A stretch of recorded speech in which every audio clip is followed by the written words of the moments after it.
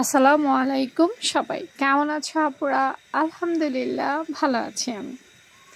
এই যে দেখতে পাচ্ছ কাপড়টা, এটা আপুরই ডিজাইনার না, এটা আমার লং ফতুয়া বলা যেতে পারে। গরমে পরার জন্য কিনেছিলাম, বলেছিলাম এই কাপড়টার গজ আমার কাছে 200 টাকা নিয়েছে। তো দাম খুব বেশি হওয়াতে আপু মাত্র 1.5 গজ কাপড় কিনছে। এই 1.5 গজ কাপড় দিয়ে আমার হয়ে গেছে।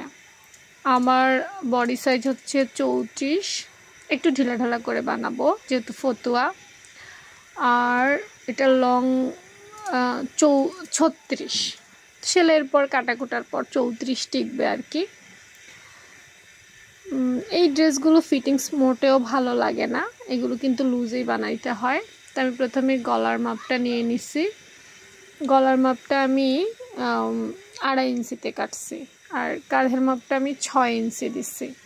কাঁধ বেশি হলে কিন্তু কাঁধ ঝুলে যাবে। মহড়াটা আমি 7 ইঞ্চিতে দিয়েছি, কারণ হচ্ছে একটু গরমে ঢিলাঢালা পরার জন্য মহড়াটা একটু বাড়াই নিছি। 6.5 নিলেও হতো, বাট আমি 7 দিয়েছি। এরপর 36 বডির করে বানাইছি। ওই যে বললাম আমার 34 বডি, কিন্তু 36 বডি করে বানাইছি।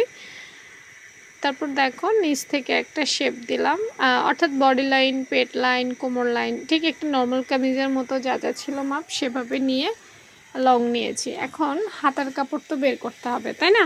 তো নিচের অংশটা আমি হাতার কাপড় বের করার জন্য রাখছি, আর পুরো ঘেরটাই আপু দিয়ে দিচ্ছি, কারণ কাপড়ের পরিমাণ তো কম, তাই না? এরপর দেখো একটু প্যাডটা ফিটিংস করে একটু লং করে কেটে নিচ্ছি, কাটার পর বুঝতে পারবা। এবং নিচে এটাকে ফ্রেঞ্চ কাট বলে, আমি শিওর না, তোমরা সবচেয়ে ভালো বলতে পারবে। এটাকে খাড়া শেপ, অনেকটা ঘটি হাতার মতো করে শেপ। এই যে দেখো, তো হয়ে গেছে আপুর কাটিংটা। এই ড্রেসটা কোমরটা, প্যাট লাইনটা যদি আমি ফিটিংস না দেই তাইলে কিন্তু ভাল লাগবে না।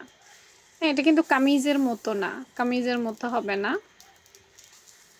এটা কিছুটা শার্ট ফুটওয়্যার স্টাইলে হবে আর কি, পরার পর ওই রকম একটা লুক দিবে। একটু ভালো করে ফিনিশিং করছিলাম।